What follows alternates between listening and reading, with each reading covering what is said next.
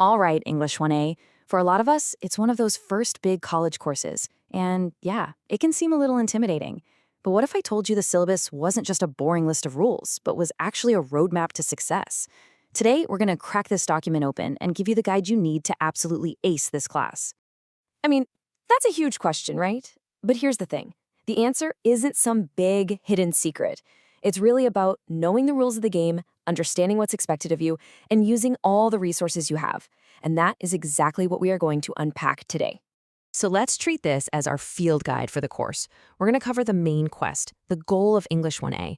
We'll look at your professor and your tools, the weekly time commitment, how your grade is calculated, the rules of the road, and maybe most importantly, the support network that's there for you.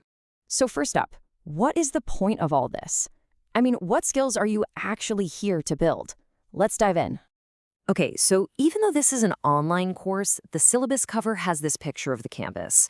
And that's actually pretty cool, right? It sets the scene, it's telling you that this isn't just some class you're taking from your bedroom, you're stepping into a whole new academic world. And the real goal here is to give you the tools you need to absolutely thrive in that world. Now, it's easy to look at a list like this and just see a bunch of bullet points, a checklist to get through. But these are way more than just skills for passing a class. We're talking about skills for life. It's all about learning how to think critically, how to argue your point persuasively, and how to communicate with real power. And trust me, whether you're writing a lab report or just an email to your future boss, this is the stuff that will make you stand out. All right, every great quest needs a guide and the right gear, right? So let's meet your professor and check out what tools you're going to need for this semester.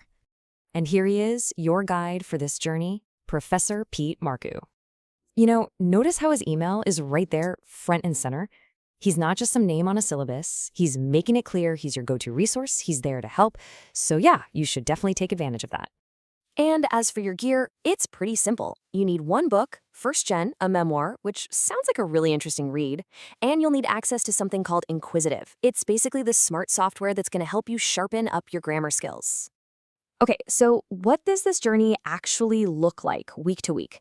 A huge part of succeeding in college is just about being consistent. So let's get a really clear picture of the time commitment here. Okay, let's talk about this number, 12 plus hours a week. Now, don't let that freak you out, but definitely let it sink in. The syllabus is super clear about this. A standard 4-unit class means about 4 hours of instruction and 8 hours of homework. And even though this class is online, that time commitment, it's exactly the same. And here's a super important tip about your weekly schedule. Most assignments are going to be due Sunday night at 11:59 p.m. But, and this is a big but, the professor gives a specific warning. The Canvas system is automated. It's a computer. It doesn't care about excuses. 11:59 and 2 seconds is late. So the big takeaway here? Plan ahead. Seriously, don't wait till the last minute. All right, let's get to the bottom line. Your grade. I mean, this is what we all want to know, right? Knowing where the points come from is the absolute key to focusing your energy where it's going to matter the most. So your grade is made up of a few different things. You've got discussion boards, quizzes, drafts, but as you can probably see from this chart, one piece of the pie is, well, it's huge. Yup, 70%. Just let that sink in for a second. 70%. Almost 3/4 of your final grade comes from the 4 big essays you're going to write. If you want to do well in this class, this is where you have to focus. Everything else, it's all basically practice and prep for these major assignments. So what happens if you mess up? Is there a redo button? Well, for some things, yes. The syllabus has built-in second chances for stuff like quizzes and Inquisitive, but look closely at what you can't resubmit, drafts. And that's on purpose. See, drafts aren't really about the points. They're your chance to make mistakes, to get feedback, and to learn from it before you tackle the final essays. The ones that are worth 70% of your grade. Okay, any community, any class has rules to make sure everything's fair for everyone. So think of this section less as a list of punishments and more as the guidelines that keep the playing field level for everybody. We already talked about deadlines, and here's the consequence. It's an automatic 5% penalty for every 24 hours an assignment is late. But the professor also drops this fantastic piece of advice.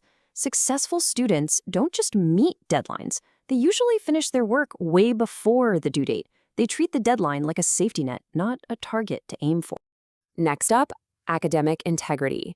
This is like the foundation of all college work. The definition is pretty simple. It's any act, like cheating or plagiarism, where you try to pass off someone else's work or ideas as your own. That's academic dishonesty. And just so there's absolutely no confusion, the policy gives some really concrete examples. We're talking about things like copying from a friend, working together on an assignment when you're not supposed to, or even turning in the same paper for two different classes without getting permission first. The message is simple, right? Do your own work. This education is for you, and you're only cheating yourself if you take shortcuts. And this brings us to our last section, and honestly, it might be the most important one. The journey through college can be tough, for sure, but you are absolutely not expected to go it alone. Let's look at the incredible support network that's there to help you succeed. Remember your guide, Professor Marcoux? He holds office hours 3 times a week, and you can go in person or just hop on Zoom. This is your time. It's dedicated one-on-one time to ask questions, go over feedback on an essay, or just brainstorm an idea. Seriously, this is your #1 academic resource. Now, if you need any kind of accommodation because of a disability, the Special Resource Center, or SRC, is the place to go. They're the official contact for that. They work with you to make sure you have everything you need to have a fair shot at success in the classroom. And you know what? The support goes way beyond just academics. The syllabus points out these amazing resources for real-life challenges. Like if you're worried about having enough food, there's the Warrior Pantry. If you need help with housing, there's info for that. There's even a dedicated center for immigrant students. The college gets it. You can't be expected to learn if your basic needs aren't being met. So, there you have it. The goals, the gear, the schedule, the rules of the road, and your support network. This syllabus, it's not just a boring document. It's your map. It's the complete guide for your adventure in English 1A. And now that you have it, the only question left is, are you ready for the journey?